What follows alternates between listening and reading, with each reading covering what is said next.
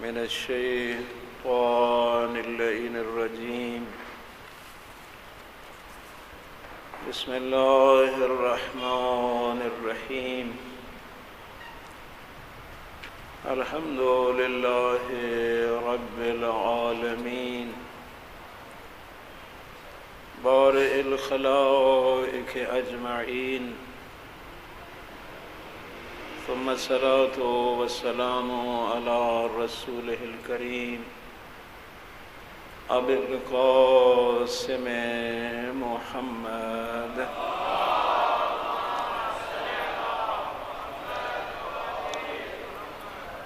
وعلى آله الطيبين الطاهرين المعصومين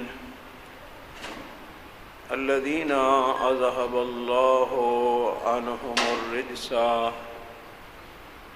وطهرهم تطهيرا.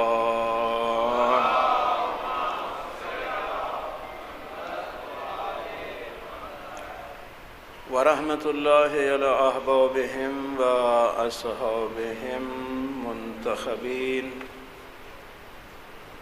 ولعنة الله على أعدائهم أجمعين.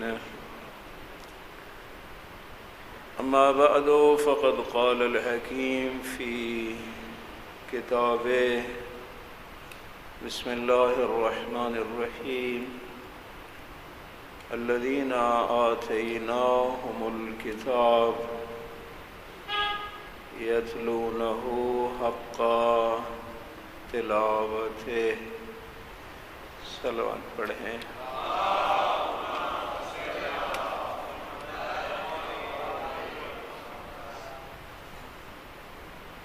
جس ماحول میں ہم پروان چڑھ رہے ہیں، اس میں قرآن مجید کے بارے میں گفتگو یا قرآنی موضوعات کے بارے میں کوئی نشست رکھنا واقعاً اللہ کی توفیق کے خاص کا ہی نتیجہ ہے، ورنہ جس ماحول میں ہم پروان چڑھ رہے ہیں، کوئی بندہ قرآن و قرآنیات کی بات کرے تو وہ عجیب لگتا ہے. قرآن کے بارے میں اگر کچھ ہمارے معاشرے میں بات کی بھی گئی ہے تو فقط مقابلہ حسن قراءت اور بس، اس سے آگے کچھ مقابلہ حسن قراءت. انٹرنیشنل سطح پہ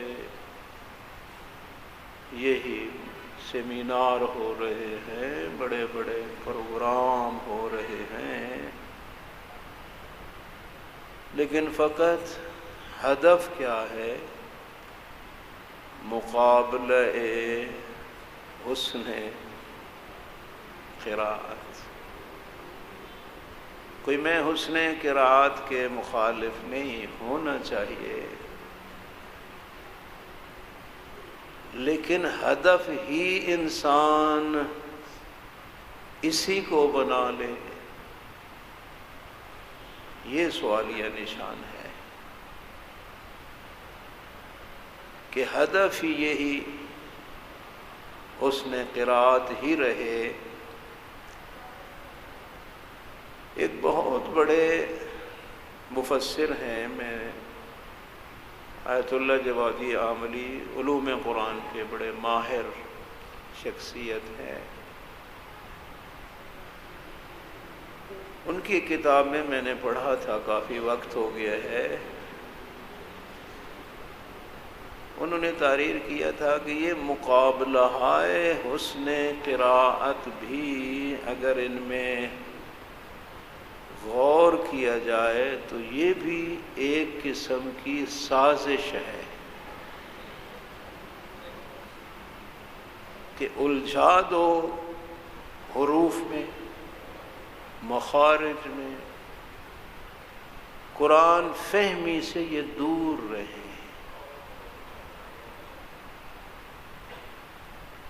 اگر ادھر سے ہٹ گئے تو پھر قرآن فہمی کی طرف جائیں گے، اور ظاہر ہے جب قرآن پڑھیں گے آیت آئے گی انما ولیکم اللہ ورسولہ والذین آمنوا الذین یقیمون الصلاۃ وَيُؤْتُونَ الزَّكَاةَ وَهُمْ رَاكِعُونَ۔ جب سوچیں گے سمجھیں گے تو پھر تلاش کرنا پڑے گا نا کہ وہ کون ہستی ہے جو حالت رکوع میں زکوٰۃ دیتی ہے۔ پھر جب وہ علی نظر آئیں گے تو پھر ظاہر ہے کہ پھر دوسرے جو شخصیات ہیں ان پہ تو خط بطلان کھینچنا پڑے گا نا، چونکہ جو ولایت من جانب اللہ آئی ہے وہ تو اس کی ہے نا جو نماز پڑھتے ہوئے حالت رکوع میں زکوٰۃ دے رہا ہے۔ اسی کا ادھر حروف میں الجھا دو، یہ ایک مصداق ہے نا اس بات کا، اور کئی ہیں۔ ایک مورد یعنی بہنوان مثال، ایک مصداق اس کا ہے کہ قرآن فہمی میں جائیں گے تو یقیناً پھر ڈھونڈیں گے نا وہ کون ہے، پھر سارے صحابہ کو، پھر حضرت کے دور کے واقعات کو، اور پھر نتیجہ علی ابن ابی طالب نظر آئے گا۔ پھر ہمارا معاشرہ جس میں ہم پاکستان میں تو یہاں تو سلسلہ ہی سر کا ہے نا، کیونکہ میرے موضوع میں ہے کچھ شاہ جی نے موانے بھی لکھ دیے کہ اصول تلاوت اور موانے میں سے ایک یہ بھی ہے کہ سر لگا دو، اور سر میں ماشاء اللہ یا ایھا الذین آمنو کی تلاوت کریں پھر بھی واہ واہ ہوتا ہے، اور قل یا ایھا الکافرون پڑھا جائے تو پھر بھی سبحان اللہ ہوتا ہے۔ جنت کی بات سر میں کریں پھر بھی واہ واہ، جہنم کی بات کریں پھر بھی واہ۔ شاید آپ میں سے کسی کو یاد ہو ایک خادم اٹھتری والا ذاکر ہوتا تھا، ہم نے بچپن میں بہت سنا اس کو۔ ایک وہ ربائی پڑھتا تھا، مقدور ہمیں کب ہے تیری وصفوں کی رقم کا۔ بہت یعنی میں حیران ہوں کہ وہ شاعر کس طرح توحید کو بیان کرتے تھے، یعنی طاقت ہی نہیں کہ خدایا میں تیری صفتوں کو لکھ سکوں، مقدور ہمیں کب ہے تیری وصفوں کی رقم کا۔ پھر آگے مگر دل میں بھروسہ ہے تو فقط تیرے ہی کرم کا۔ تو یہ یعنی ان ربائیوں میں توحید چھلکتی تھی نا۔ اور پھر ایک اس کا جملہ ہوتا تھا، جی ڈرتا ہے میرے اللہ تیرے قہر و غضب سے۔ یعنی یہ آپ اندازہ لگائیں نا کہ یہ کتنا جملہ ہے کہ خدایا تیرے قہر و غضب سے میرا جی ڈرتا ہے نا، مگر ایک امید ہے وہ تیرے کرم کی۔ ہاں تو لیکن جو اس کو پڑھتے تھے نا بس اس میں ہے۔ ایک بار کسر القائم میں مجھ سے پہلے ایک ذاکر پڑھ رہے تھے، وہ انہی کے شاگرد تھے، اور اس کے بعد میں نے بھی کچھ پڑھنا تھا تو اس نے یہی ربائی پڑھی نا، جی ڈرتا ہے میرے اللہ، گیا اوپر۔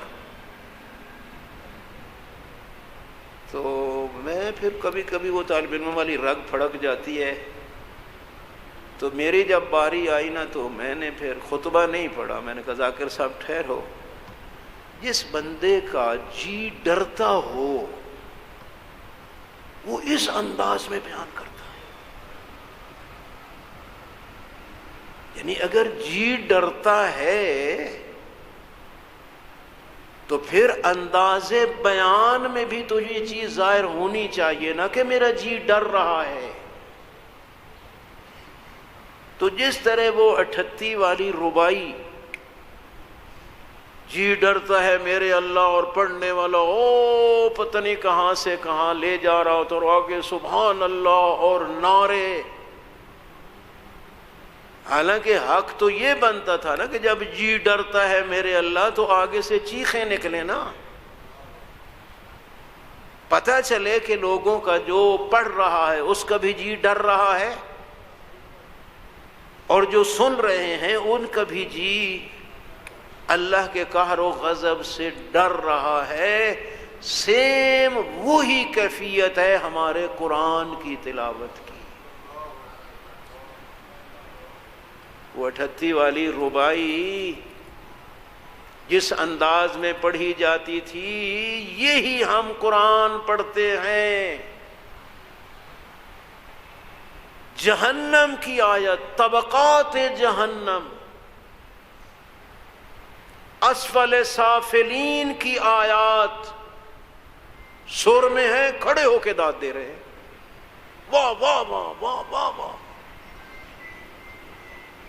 یہ حالت ہے ہماری، تو پھر کیا ہم قرآن سے سمجھیں گے میرے بھائی؟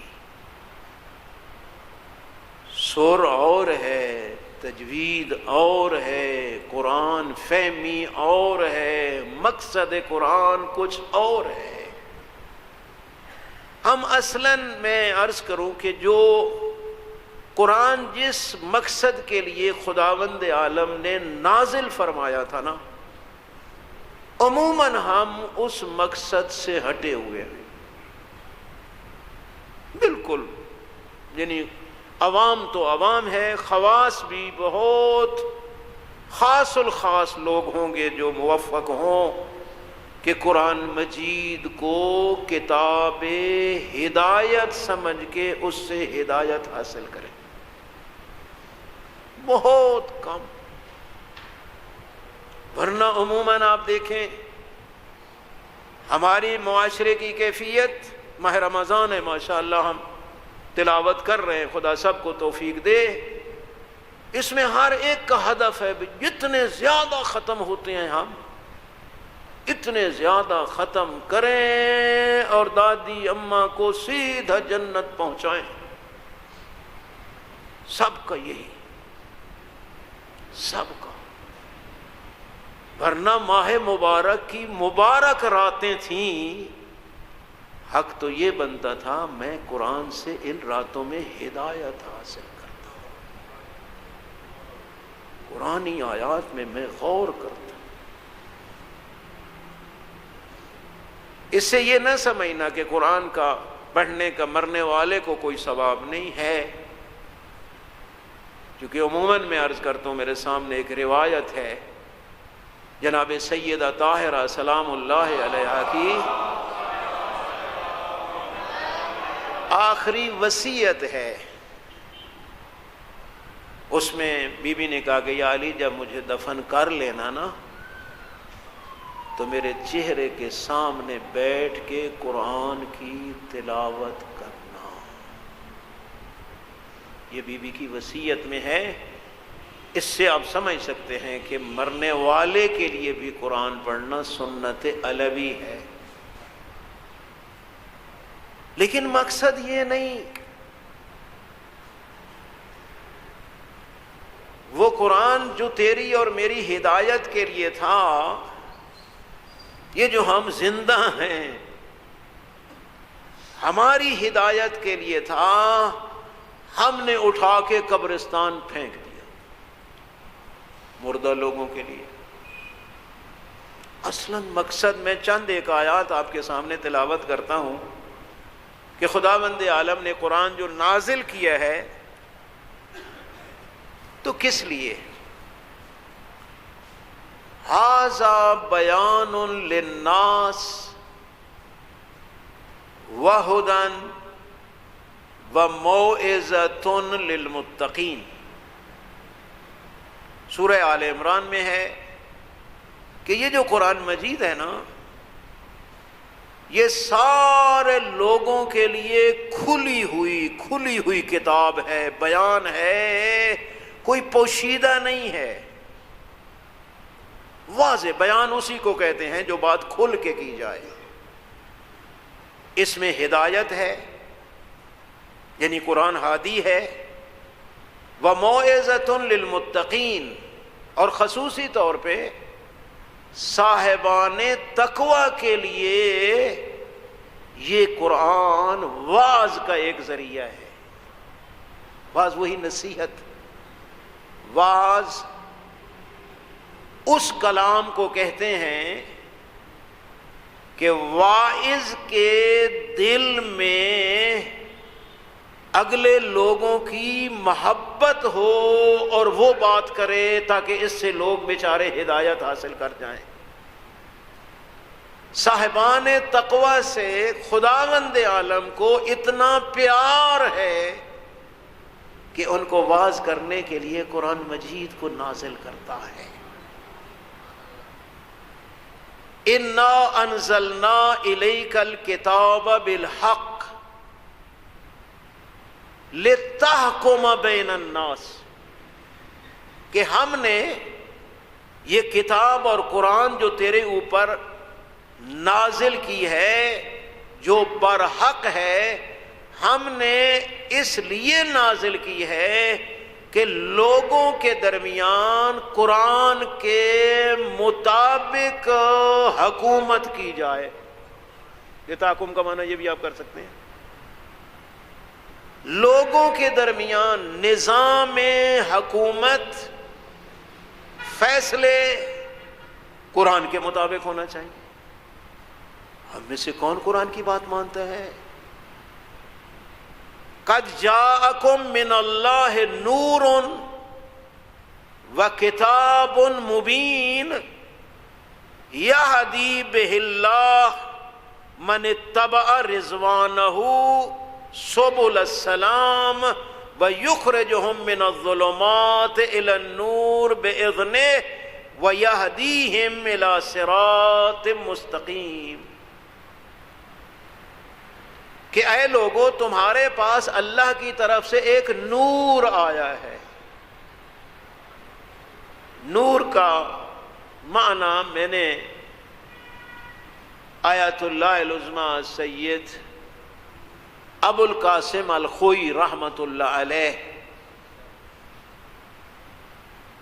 ان سے دریافت کیا تھا، تو انہوں نے فرمایا تھا نور کا معنی جو میری سمجھ میں آیا ہے، جو خود بھی ہدایت پہ ہوتا ہے اور دوسروں کو بھی ہدایت کرتا ہے، اس کو نور کہتے ہیں۔ اللہ کی طرف سے تمہارے پاس نور آیا ہے، وَكِتَابٌ مُبِينٌ، اور ایسی کتاب آئی ہے جو بات کھل کے کرتی ہے، مبین ہے، واضح بیان ہے اس میں۔ یادی بہ اللہ، اللہ کی ذات اپنی اس کتاب کے ذریعے ہدایت کرتا ہے، ہر بندے کو نہیں، من اتبع رضوانہ، اس کو ہدایت کرتا ہے جو اللہ کی رضا کے تابع ہو کے زندگی گزارتا ہے، جس کا ہدف حصول رضایت الہی ہے۔ اللہ کی ذات اس کو ہدایت فرماتا ہے اس کتاب کے ذریعے، سبل السلام، ان راستوں کی جن راستوں میں سلامتی ہی سلامتی ہے، یخرجہم من الظلمات الی النور، اس قرآن کے ذریعے پھر خداوند عالم ایسے لوگوں کو اندھیروں سے روشنی کی طرف ہدایت کرتا ہے، گمراہی جہالت کی تاریکیوں سے نور کی طرف ہدایت کرتا ہے، وَيَهْدِيهِمْ إِلَىٰ صِرَاطٍ مُسْتَقِيمٍ، اور اللہ کی ذات اس کتاب کے ذریعے اپنے ان بندوں کو صراط مستقیم کی طرف ہدایت فرماتا ہے۔ اس قرآن کے ذریعے انسان صراط مستقیم پہ آتا ہے۔ ھذا بصائر للناس، یہ لوگوں کے لیے بصیرت کا ایک ذریعہ ہے۔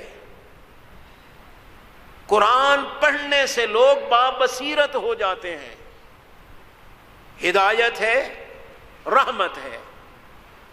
ڈھیر ساری آیات اسی طرح ہیں میرے بھائیوں اور بزرگوں، جس سے آپ اندازہ لگائیں کہ خداوند عالم نے قرآن کس لیے نازل کیا؟ بندوں کو ہدایت پہ لانے کے لیے، بندوں کو صراط مستقیم پہ لانے کے لیے خداوند عالم نے ایک دستور نازل کیا جس کا نام قرآن مجید ہے۔ تو اگر ہم اس کو سمجھیں گے نہیں تو ہدایت کیسے حاصل کریں گے؟ جس طرح ہم پڑھتے ہیں، جو ہمارا پڑھنے کا انداز ہے، مجھے بتاؤ کتنی بار آپ نے قرآن ختم کی ہے، کتنی سی ہدایت قرآن سے حاصل کی ہے؟ کخ بھی نہیں۔ میں تو کھلی بات کرنے کا عادی ہوں۔ جس انداز میں ہم پڑھتے ہیں، اس انداز میں پڑھنے سے ہدایت حاصل نہیں ہوتی۔ ختم تو ہو جاتا ہے، دادی اماں تک بھی پہنچ جاتا ہے، لیکن مجھے اس سے کیا حاصل ہوا؟ ہدایت چاہیے تھی میرے بھائیوں، اور وہ حاصل نہیں ہوئی۔ ہدایت ہے قرآن فہمی میں، اور ایک مصیبت، ایک معنی یہ ہے، برادر نے کہا تھا موانع کی طرف اشارہ کرنا، کہ ہم مولویوں نے آپ کو یہ کہا ہے کہ قرآن بڑا اوکھا، سمجھ آؤندہ ہی نہیں۔ تکرار کے ساتھ یہ بات کی جاتی، بھئی قرآن ہم کب سمجھ سکتے ہیں؟ بڑا مشکل ہے، نہیں سمجھ آتا۔ یہ مولوی بات کرتا ہے، خود قرآن کیا کہتا ہے؟ وَلَقَدْ يَسَّرْنَا الْقُرْآنَ لِلذِّكْرِ فَهَلْ مِن مُدَّكِرٍ، ہم نے قرآن کو نصیحت کے لیے آسان کر دیا ہے۔ کوئی ہے قرآن سے نصیحت حاصل کرنے والا؟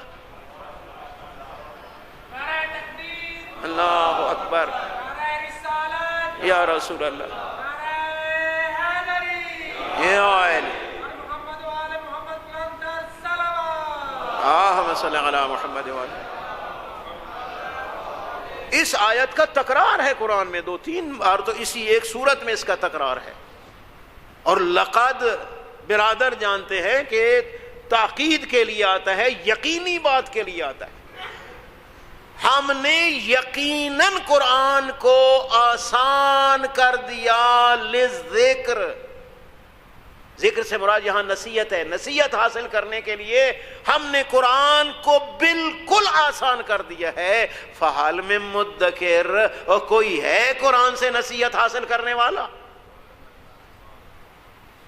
یعنی یہ حسرت کا جملہ ہے نا، یہ چیلنج نہیں ہے، یہ حسرت ہے۔ ہائے کوئی ہے جو اس قرآن سے نصیحت حاصل کرے، جس کو ہم نے نصیحت کے لیے ذکر کیا، نازل کیا۔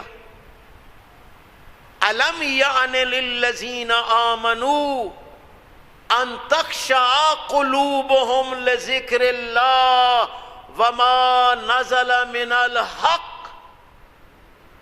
یہ آپ مومنوں کے لیے بات ہے کہ یہ جو صاحبان ایمان اپنے آپ کو کہتے ہیں، کیا ان کے لیے وہ وقت نہیں آیا کہ ان کے دل یاد خدا اور ذکر خدا میں کانپنے لگے؟ ایک تو ذکر خدا کے لیے، دوسرا وما نزل من الحق، جو اللہ نے حق نازل کیا ہے اس کے لیے ان کے دلوں میں نرمی نہیں آئی. کن کے دلوں میں؟ للذین آمنوا، جو صاحبان ایمان ہیں. کیا ان کے دل میں بھی ذری نرمی نہیں آئی کہ جو خدا نے حق نازل کیا ہے اس سے تو ہدایت حاصل کر لیں؟ اور یاد رکھو وَمَنْ أَعْرَضَ عَنْ ذِكْرِي فَإِنَّ لَهُ مَعِيشَةً ضَنْكًا، جو اس ذکر سے ہٹے گا، جو قرآن سے نصیحت حاصل نہیں کرے گا، صراحت کے ساتھ فرما رہا ہے، پھر اس کی زندگی تنگ گزرے گی. سکون نام کی شے اسے میسر نہیں آئے گی. یہ تو دنیا ہے، آخرت میں سزا کیا ملے گی؟ نحشرہ یوم القیامت اعمیٰ، قیامت والے دن وہ اندھا معشور ہوگا. اب جب اندھا معشور ہوگا نا تو پھر کہے گا لما حشرتنی اعمیٰ وقد کنت بصیرا، میرے اللہ دنیا میں تو میری ٹھیک ٹھاک موٹی موٹی آنکھیں تھیں، بصیر تھا میں، تو نے یہاں کیوں مجھے اندھا معشور کیا؟ جواب ملے گا کذالک اتتک آیاتنا فنسیتہا، میری آیات نازل ہوتی رہیں، تو نے بھلا دیا، ان سے کچھ بھی حاصل نہیں کیا. جب تو نے میری آیات کی طرف توجہ نہیں کی، آج تجھ پہ بھی توجہ نہیں کی جائے گی.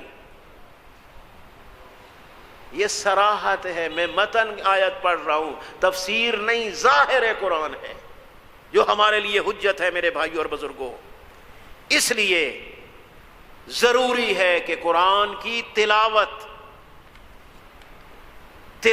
میرے بھائیوں اور بزرگوں، لفظ تلاوت اس میں غور کریں. تلاوت، تلا یتلو، تلاوت.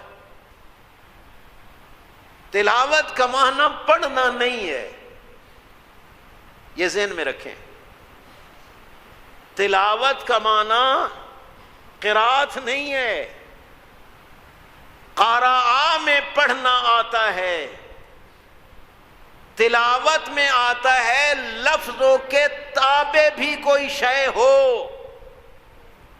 تلو سے ہے، یہ چیز اوپر ہے، یہ جو نیچے ہے اس کو تلو کہیں گے. سمجھانے کے لیے جس طرح ہم جناب ابو الفضل عباس کو معصوم تو نہیں مانتے لیکن تالیہ تلو معصوم مانتے ہیں کہ جہاں معصوم کا رتبہ ہے ساتھ ہی نیچے جناب ابو الفضل عباس کا ہے، تو یہ تابع ہونا. تلاوت یعنی لفظ بولو تو معنی اس کے ساتھ ساتھ تمہارے ذہن میں چلے، اور جو وہ الفاظ کہہ رہے ہیں تم ان کے تابع زندگی گزارو، پھر تلاوت ہے. یہ لغوی طور پہ آپ دیکھ لیں، مفردات راغب میں بھی، مجمع البحرین میں بھی جو قرآن کی لغات ہیں ان میں تلاوت کا یہی معنی کیا گیا ہے.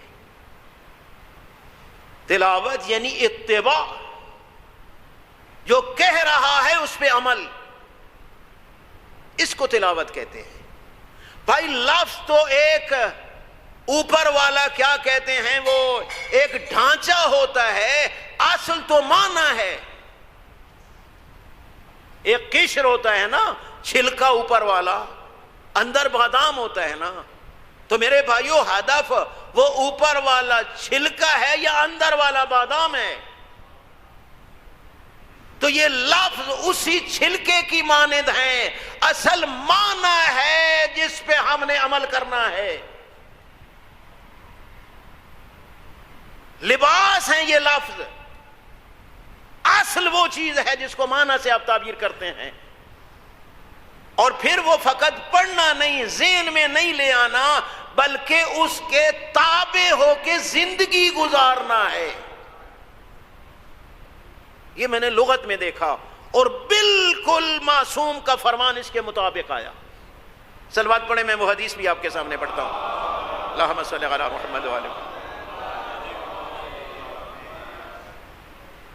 الذین آتیناہم الکتاب یتلونہ حق تلاوتہ اولئک یؤمنون بہ. سورہ بقرہ کی آیت نمبر 121 ہے کہ وہ لوگ جن کو ہم نے یہ کتاب اور قرآن عطا کیا اور انہوں نے تلاوت کا حق ادا کیا، وہی لوگ ہیں جو قرآن پہ ایمان رکھتے ہیں. حق کا تلاوت کی منزل پہ پہنچو گے تو پھر قرآن پہ ایمان ثابت ہوگا. یہ خود قرآن کہہ رہا ہے الذین آتیناہم الکتاب، وہ لوگ جن کو ہم نے کتاب عطا کی. تو قرآن امت محمدیہ کو خدا نے عطا کیا ہے نا. یتلونہ حق تلاوت، وہ قرآن کی تلاوت کرنے کا حق ادا کرتے ہیں. یہ جو لوگ ہیں اولئک یؤمنون بہ، یہی لوگ تو ہیں جو قرآن پہ ایمان لے آئے. اس کی تفسیر پوچھی گئی معصوم امام جعفر صادق علیہ السلام سے.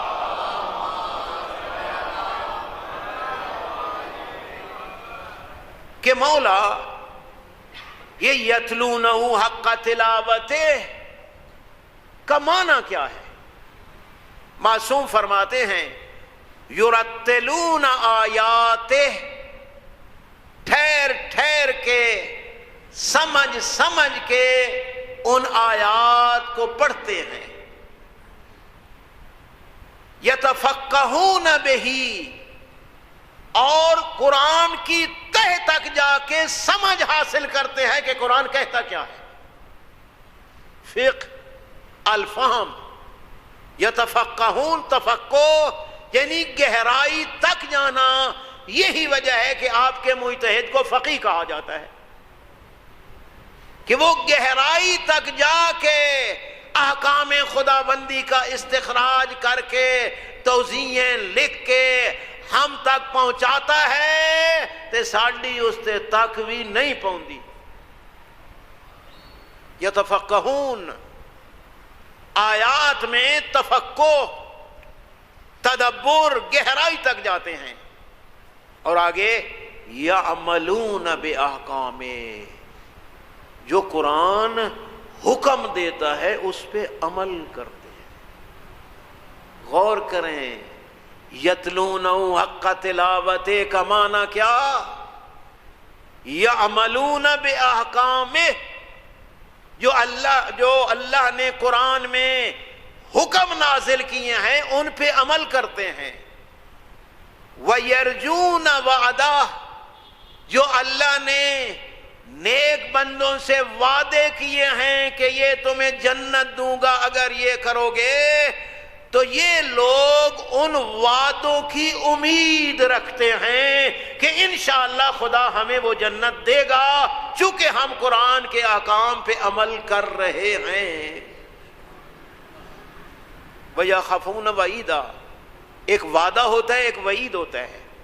وعدہ ہوتا ہے جنت کی خبریں، وعید ہوتا ہے جہنم سے ڈرانا. عذاب سے ڈرانے کو وعید کہتے ہیں اور جنت کی خوشخبریوں کو وعدے کہتے ہیں.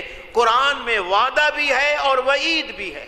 بلکہ اگر آپ غور سے تدبر کریں قرآن میں تلاوت کے وقت تو جہاں عذاب کی آیت ہے فوراً نیچے جنت کی بات بھی آتی.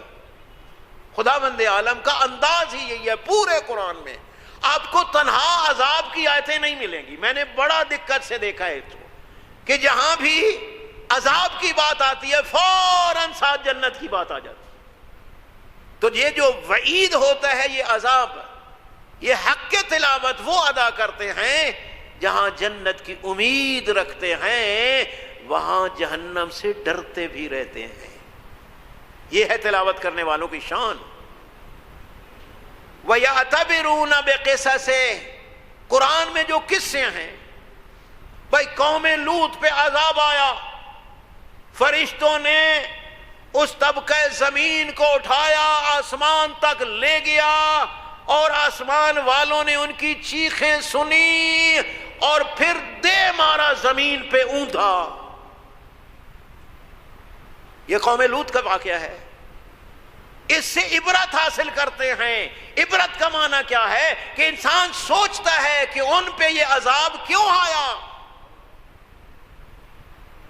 لہذا مجھے وہ کام نہیں کرنا چاہیے جس کی وجہ سے قوم لوط تباہ ہو گئی۔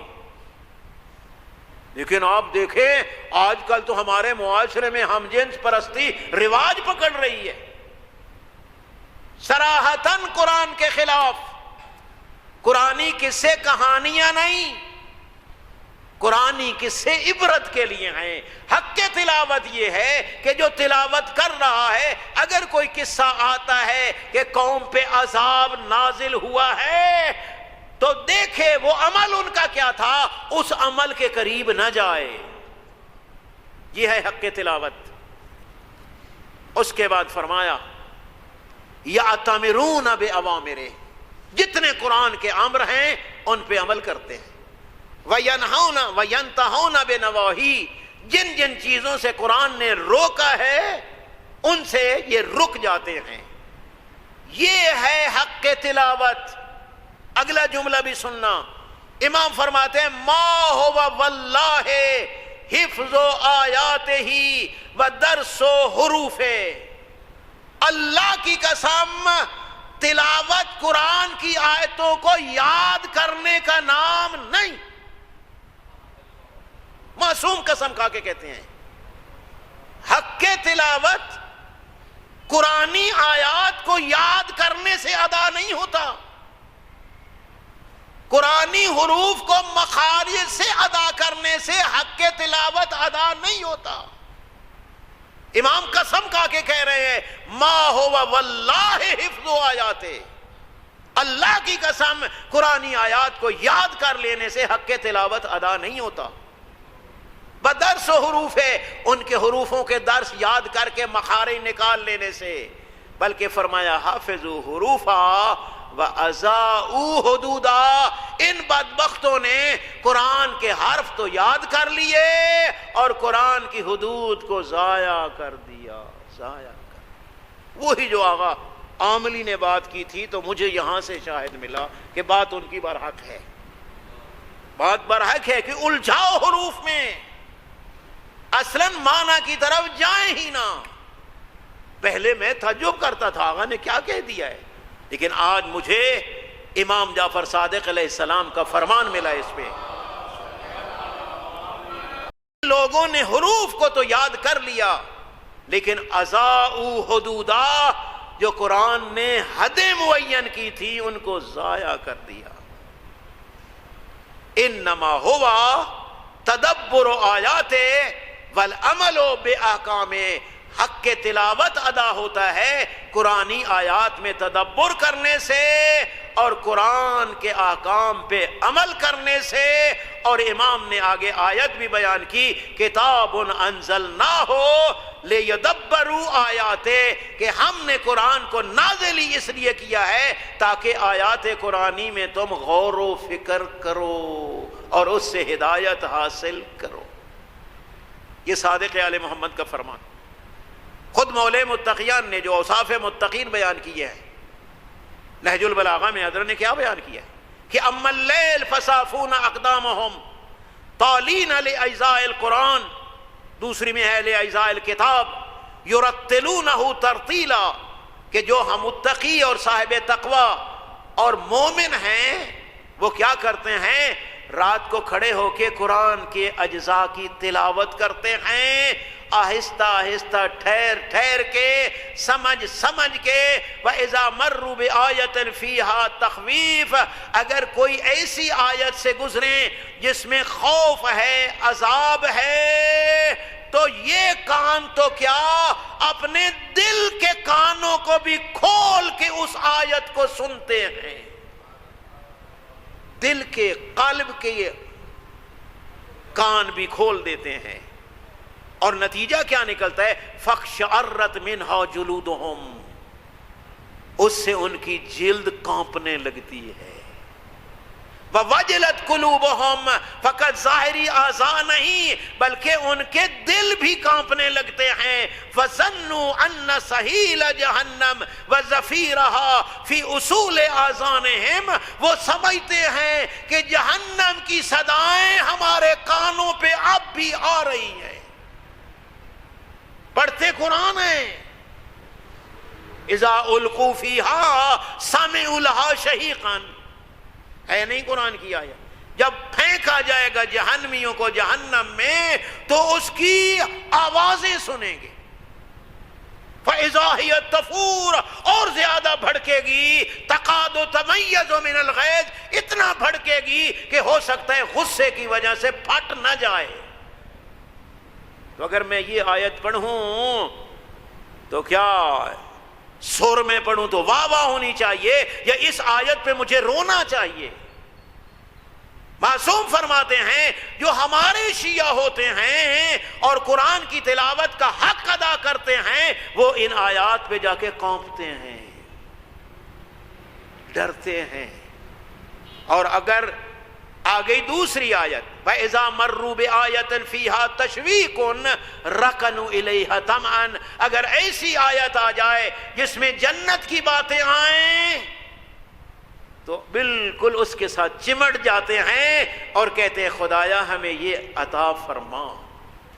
اور یہی ہے اب معصوم کی جو انداز تلاوت ہے، وہ آپ تاریخ میں پڑھیں تو معصوم ہستیاں جب بھی ایسی آیات جن میں عذاب ہوتا تھا کانپتے تھے اور کہتے تھے خدایا ہمیں پناہ دینا.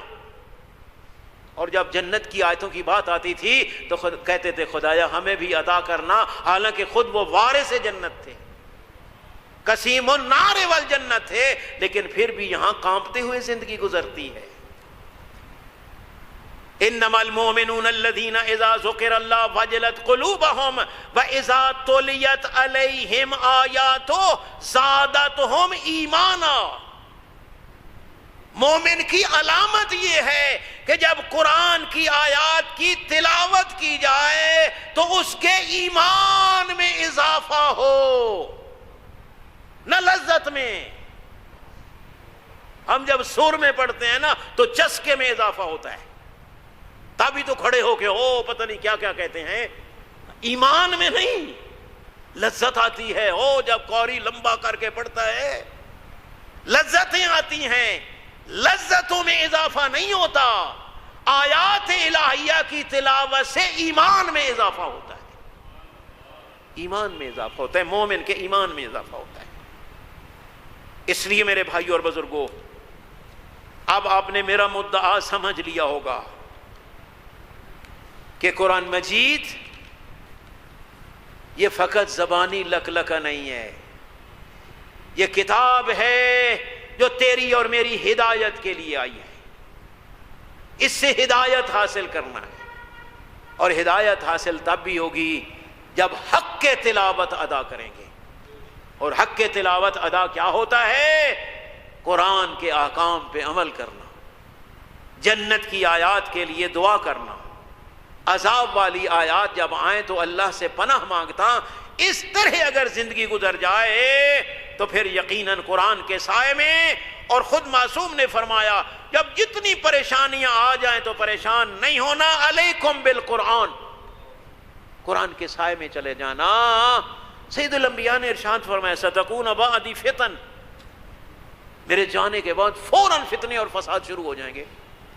امیر المومنین عرض کرتے ہیں یا رسول اللہ مل مخرج یا مل مخرج، کہ نکلنے کا ذریعہ کیا ہے؟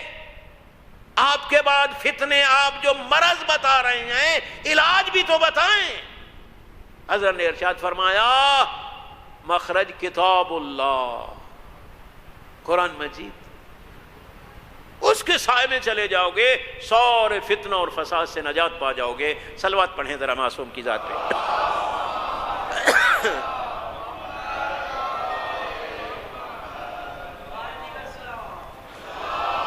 اللہم صلی علی محمد وعلی.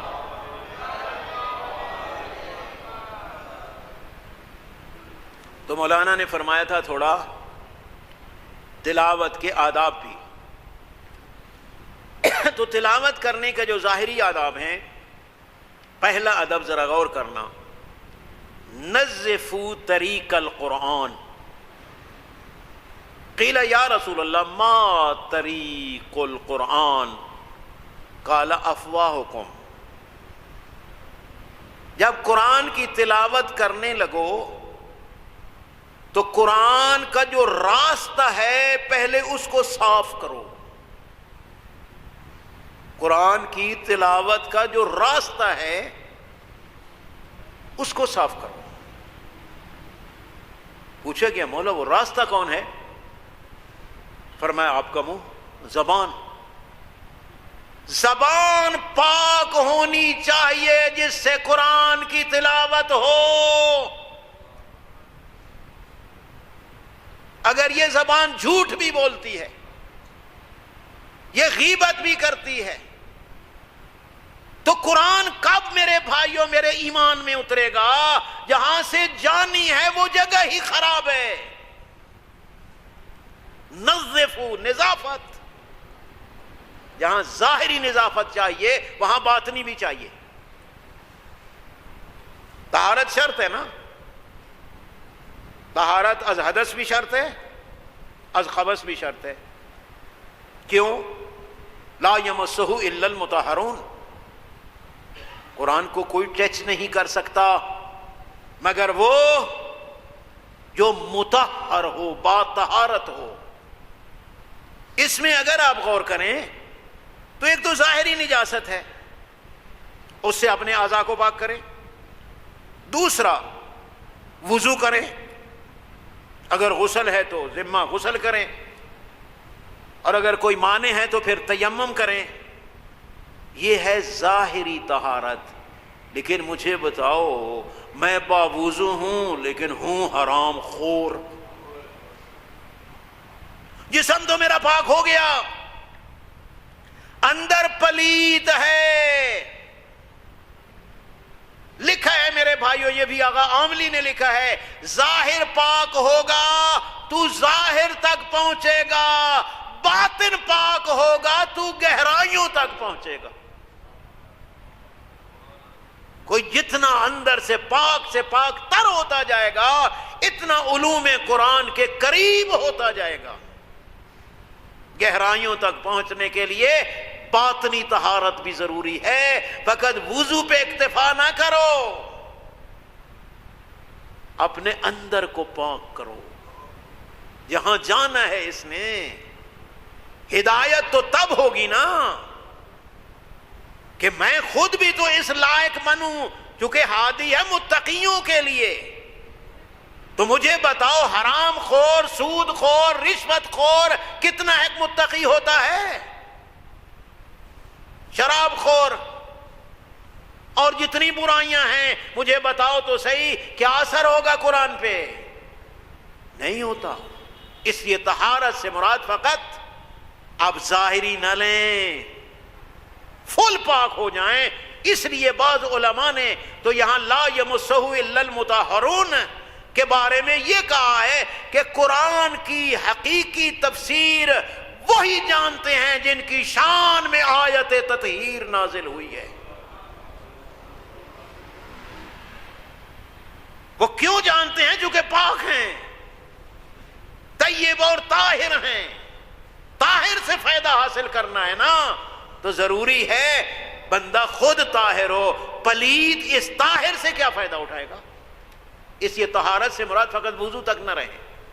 تیسرا ادب ہوتا ہے اذا قرأت القرآن فاستعذ باللہ من الشیطان الرجیم. جب قرآن پڑھنے لگو تو پہلے شیطان سے پناہ مانگو.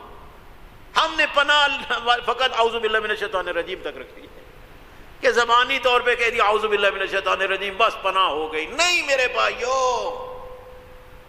واقعاً شیطان کو دشمن مانو، اور ہو سکتا ہے قرآن پڑھتے ہی وہ تمہیں گمراہ کر دے. ہو سکتا ہے میں قرآن کی آپ کے سامنے بہت زیادہ قرآن کے بارے میں باتیں کر رہا ہوں، ہو سکتا ہے مجھ کچھ باتیں کرنے والے کو اسی تقریر میں گمراہ کر دے کہ آج بڑیاں گلاں کیتیاں نہیں، یہ شیطان کاننے چ لے آندا۔ فاستعذ باللہ کا معنی فقط اعوذ باللہ نہیں، جب زبان پہ اعوذ باللہ ہے تو ایمان پہ بھی اعوذ باللہ ہو کہ میں نے شیطان کے قریب نہیں جانا، میں نے اللہ کی پناہ میں رہ کے قرآن کی تلاوت کرنا ہے۔ یہ تیسرا ادب ہے۔ اس کے بعد اسحاق ابن عمار عن الصادق علیہ السلام، صلوات پڑھیں۔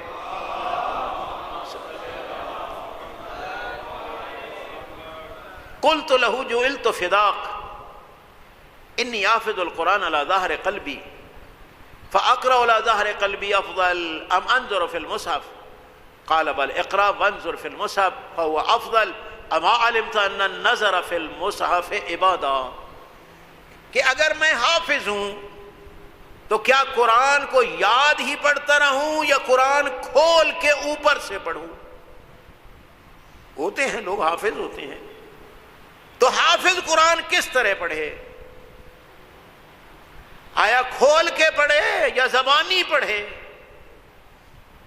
اسحاق ابن عمار کہتا ہے میں نے یہ سوال امام جعفر صادق علیہ السلام سے کیا اور عرض کیا میں آپ پہ قربان ہو جاؤں، مجھے قرآن حفظ ہے، کیا میں زبانی پڑھوں تو افضل ہے یا قرآن کھول کے دیکھ کے پڑھوں؟ تو امام نے فرمایا دیکھ کے پڑھ، دیکھ کے پڑھنا افضل ہے۔ کیا تو جانتا نہیں ہے کہ قرآن میں دیکھنا بھی عبادت ہے؟ النظر فی القرآن عبادہ۔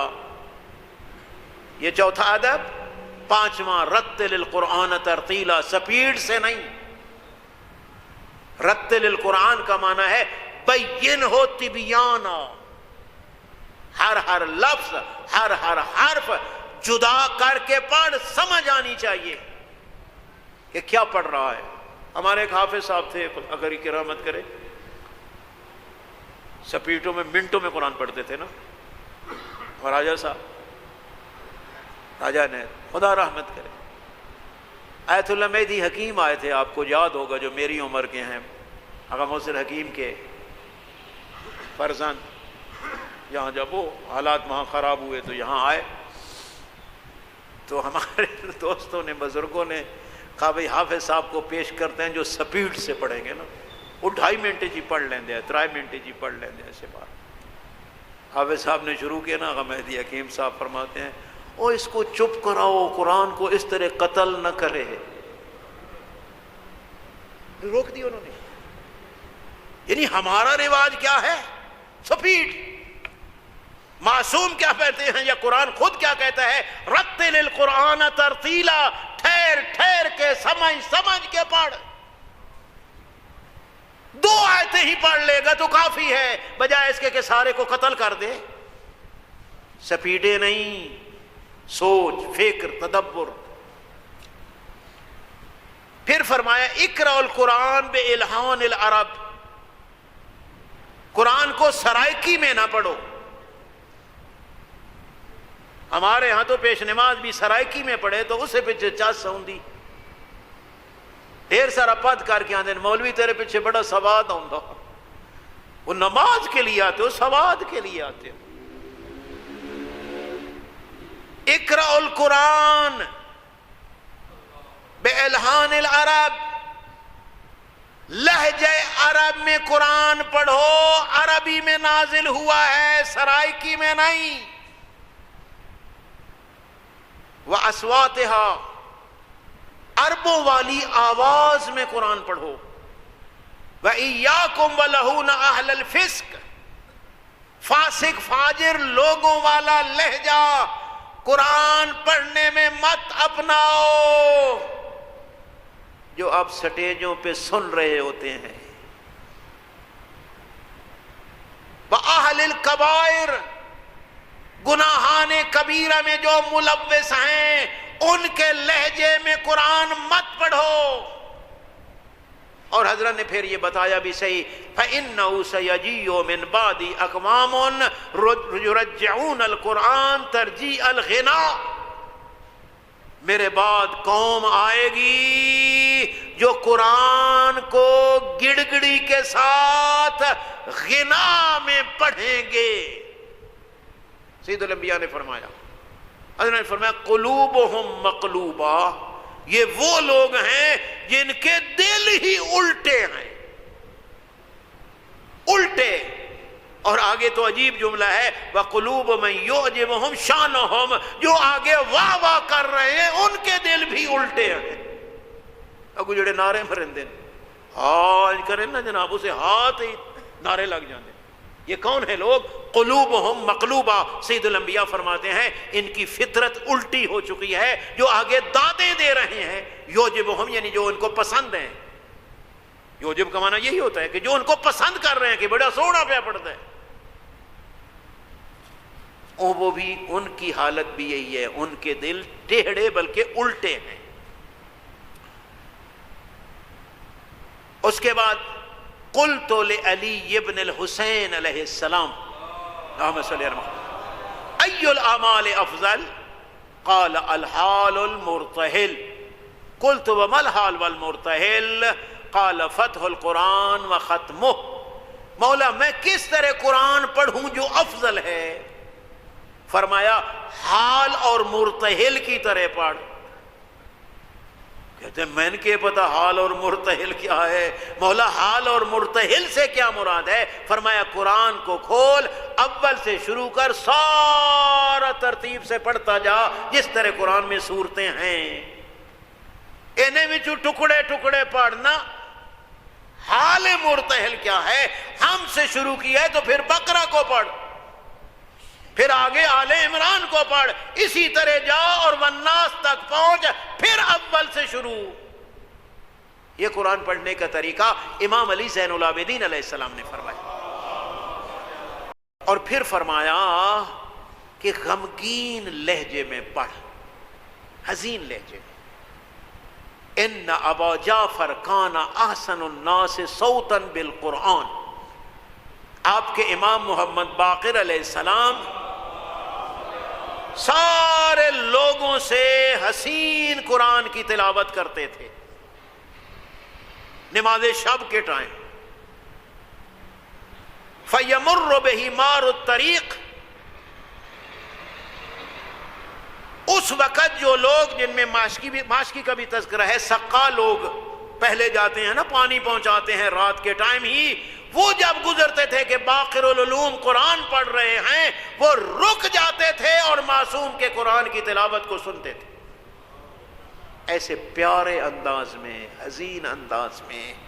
تو میرے بھائی اور بزرگوں، ينبغي للمومن اللہ يموت حتى يتعلم القرآن او ان يكون في تعلیمہ. معصوم فرماتے ہیں مومن کے لیے ضروری ہے مرنے سے پہلے قرآن کا علم حاصل کر لے، یا مرے تو قرآن کی تعلیم حاصل کر رہا ہو. یہ معصوم کا فرمان ہے. مولا متقیان کا ارشاد ہے، صلوات پڑھو آپ ذرا.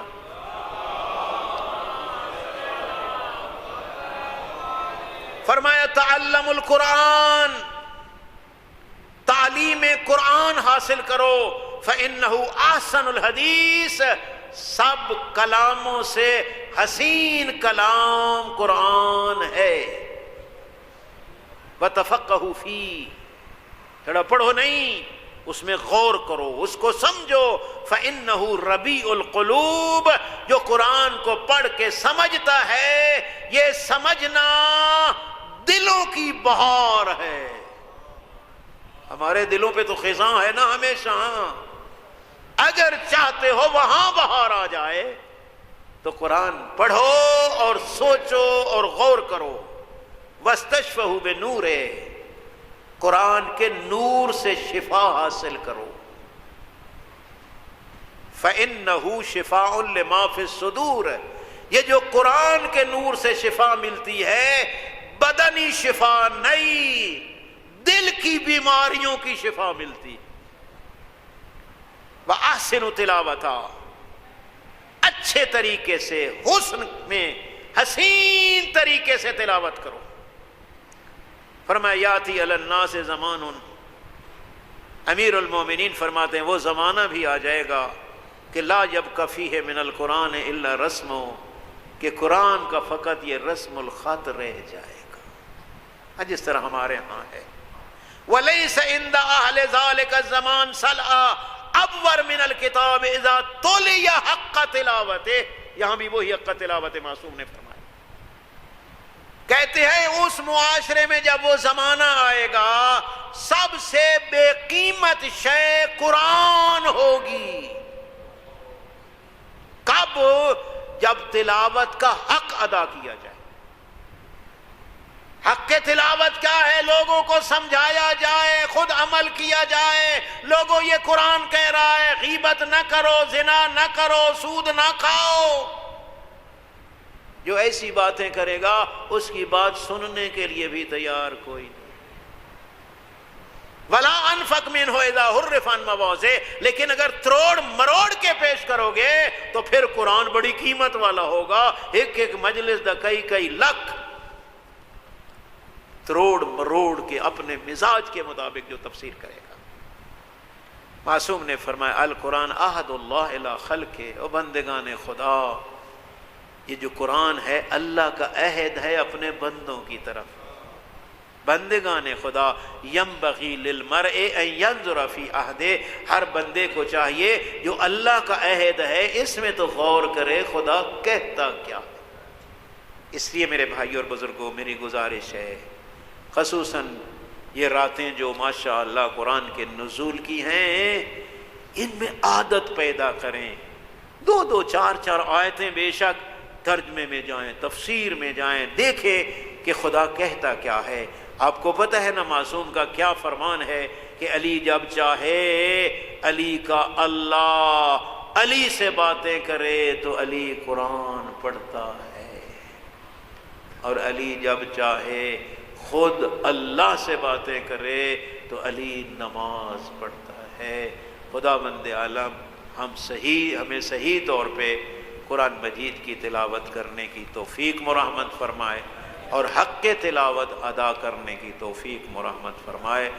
اور خصوصاً جو عزیزان جنہوں نے ماشاءاللہ اہتمام کیا اس ماحول میں ایسے موضوعات کا، سارے دعا کریں خدا بند عالم ان سب کی توفیقات خیر میں مزید اضافہ فرمائے۔ اور یقیناً یہ ثمرہ ہے عزیز القدر کی سایہ جمیلہ کا۔ خدا بند عالم عزیز القدر کی توفیقات خیر میں مزید اضافہ فرمائے، اور پروگرام بنانے والے جو برادران ہیں یہاں کے منتظمین، خدا بند عالم ان کو اور آپ سب کی توفیقات خیر میں اضافہ فرمائے۔ بڑی رحمتوں اور برکتوں والی رات ہے، ہمیں بھی یاد کر لینا جب چمن میں بہار آئے۔ التماس دعا، وآخر دعوانا الحمدللہ رب العالمین۔